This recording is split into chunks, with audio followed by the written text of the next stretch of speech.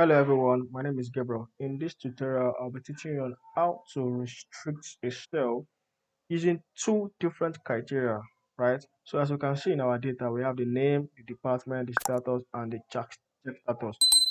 So now what we are trying to achieve is that this department, right? We can see finance, HR, audit, and marketing. What it means is that if department contains HR or audit, I don't want any entry to be written here. So that's what we are trying to achieve.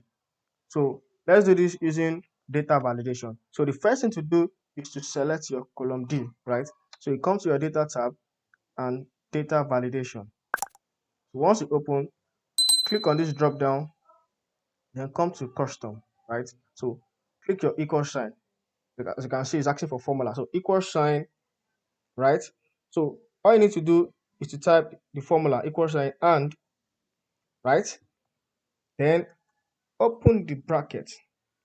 So which column are you referencing? So which is column B1, right? So that's where the department is. Column B1, right? So if it contains HR, comma, right? So B1 again, if it contains what? Audit. So then you close the bracket. So just this short formula. Then come to your error alert. So you can put the title as invalid. It is once you input it there, this message will appear. So data entry is not allowed here.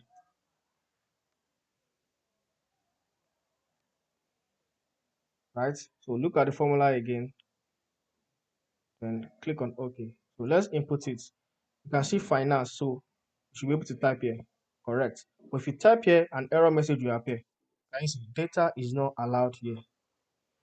Let's try for audit. You can see it will restrict me from typing. But if you type it here, it will work. All right. Thank you very much for watching this video.